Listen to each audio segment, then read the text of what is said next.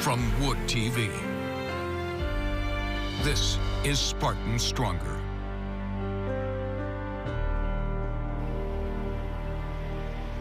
Good evening, everyone, and thank you for joining us tonight. I'm Susan Shaw. We are continuing to remember those who lost their lives at Michigan State 1 year ago today.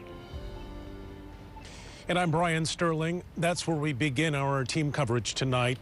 We're live on campus tonight as the community in East Lansing and people across the state are honoring the victims of this tragic shooting. It was on February 13th, 2023. A gunman opened fire on Michigan State's campus, killing 3 students and injuring 5 others. Today, the school has canceled classes and is allowing the community time to reflect and mourn. Flowers and notes have been placed at the Spartan statue, the landmark rock, and at the sites of the shooting, Berkey Hall and the Union, all in honor of the dead. The first reports of shots fired came in just after 8 that evening from the hall. Victims Ariel Anderson of Grosse Pointe and Alexandria Werner of Clawson were both killed in a classroom. They were 19 and 20 years old. The gunman walked on toward the MSU Union. There he shot and killed Brian Frazier, 20, of Grosse Pointe. In the days that followed the shooting, students and staff wavered between shock, grieving, and anger. Today, they're taking their emotions to reflect and put it to good use. Our crews talked to students, staff, and community members as they look back on the year on campus. Some reaction tonight, that's where we begin, from the students who spent this day remembering all of the lives impacted by last year's shooting. We begin with my colleague, News 8's Megan Bunchman, who joins us live from the Spartan statue with more on what the students are saying. Megan.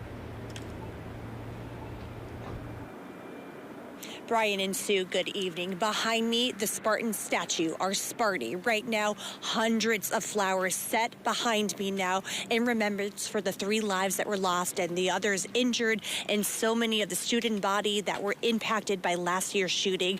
This spot, typically a place of celebration, specifically after a Michigan State University win. Tonight, very quiet, some tears, and quiet whispers of, "You've got this, and we're with you." It's a somber day on Michigan State's campus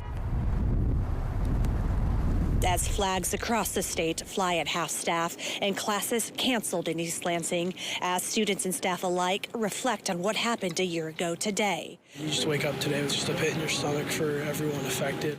For junior Sam Turi, a 5th-generation Spartan, today's quiet campus is painful for him, with his parents checking in on him earlier with a call of encouragement, all while knowing he and they are the lucky ones. There's 3 sets of parents out there that can't text their children today, which is just heartbreaking. Janae Duncan, who is a freshman this year, says that she understands why MSU decided to not hold classes today and appreciates that students' mental health is at the forefront of the administration. It is very quiet today. Not a lot of movement, not a lot of talking, not a lot of traction, but I understand that, and I hope that the people are grieving the way that they need to. Even the school's chief of police, Chris Rosman, telling reporters about his and his staff's own personal mental health journeys. Sometimes our healing journey looks a little different just because we are so passionate about taking care of the community that sometimes it's hard. And so what we found is we really have to be intentional with taking care of our first responders and our staff. In the end, makeshift memorials and flowers with kind notes can be seen across this campus as the student body takes time to grieve and remember their 3 former classmates who were killed on campus 1 year ago today. Yes, this is my home, and yeah, hurts when your home gets invaded, and you know it'll never feel exactly the same. That was News 8's Megan Bunchman reporting. Several events are being held on Michigan State's campus all week long as the Spartan community remembers the 3 lives lost last year. News 8's Demetrius Sanders is live outside of the International Center, where a service event just wrapped up earlier this afternoon, and he joins us now with more from students and staff. Demetrius. Well, Brian, students tell me that there's no blueprint on how to heal following a tragedy, but today another part of their healing process was coming together and doing good for others. For students at Michigan State University, the days following February 13th, 2023 have been far from easy. Well, we've experienced something that you hear about in the news, but you never think it's going to happen to you until it does, right? And then it happens to you, and you're kind of just sitting in those days after, like, what now? While there's been a lot of grief since the shooting that took 3 lives on campus, there's also been plenty of strength. You know, February 13th and every day after that has been Spartans coming together as a community and healing together. I think that in this past year we've shown a lot of resiliency as a collective, and I think that that's been really powerful. On Tuesday, exactly 1 year since the shooting, Spartans came together once again. There's an entire staff and community that's here to support them and cares about them beyond just this day, but each and every day of the year. At the International Center and Hannah Community Center, an event known as Healing Through Kindness and Service took place. It's where students and the broader MSU community could reflect with clinicians on hand, create gifts, meet with therapy dogs, or prepare supply kits for local K-12 children. And there's just a lot of emotions, and I think it's just really important to validate that, but that we want to make sure we're helping out our surrounding areas as well, because some people want to be involved in these activities today and give back to others, and others just want to be by themselves, and I think it's really important that we respect all of what everyone is feeling. And Spartans hope that Tuesday's event can be another step in the right direction. You know, doing something good for one another and kind of taking that energy and moving forward in a positive way.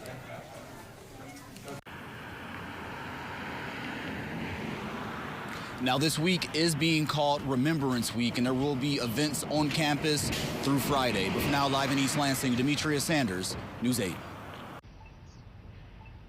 Demetrius, thank you. In the 12 months since the mass shooting at Michigan State University, and it can't be overstated, students in this school continue to bear an immense amount of grief. Students at State are in the midst of their spring term now, many still coming to grips with that violent reality of that night a year ago. Complicating the process, though, has been the ongoing interpersonal drama playing out among administrators and board members at the university. Lawsuits, infighting, and accusations have consumed the university all year long. Earlier this month, News 8 spoke with a pair of student leaders on campus who expressed frustration that board politics is distracting from the healing still taking place among the student body.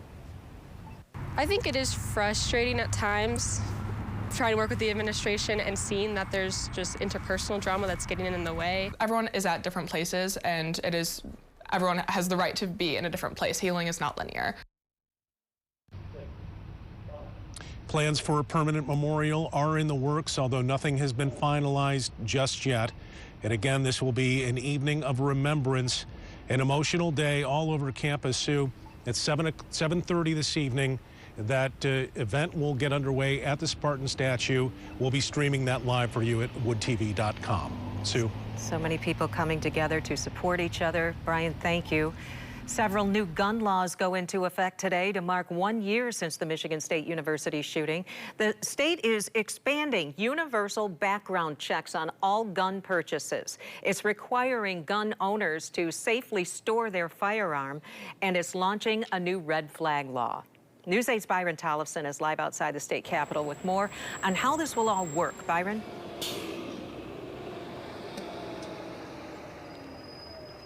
The red flag law passed here at the state capitol nearly a year ago today is aimed to keep guns out of the hands of people in crisis. It's known as the Extreme Risk Protection Order Act. It allows a judge to order police to temporarily take away someone's firearms if it's clear they pose a significant risk to other people or themselves. Police officers, family members, and mental health professionals can go to the court to ask for this. The law instructs the court to hold the hearing as quickly as possible. The petitioner must show specific examples of why the person is a threat, like prior acts or threats of violence, drug or alcohol abuse, prior offenses, or mental illness. A judge ultimately has the final say on whether to remove the person's gun. There have been far too many instances of tragic mass shootings where after the fact, people will say that they noticed warning signs, but that they just didn't know what to do in the face of those signs. And so that's really what this law is for. It is temporary. The gun owner would have the chance to appeal, but if they lose that and still refuse to comply, they could face jail time. Republican Representative Brian Postumus of Rockford worries that people can go to judges anywhere in the state and petition for someone's guns to be taken away. If somebody was looking at me for red flag laws here in Kent County, or looking at somebody else from the UP or anywhere else, they could find an activist judge in Ann Arbor or in Detroit or anywhere in the state that really has no bearing on the location.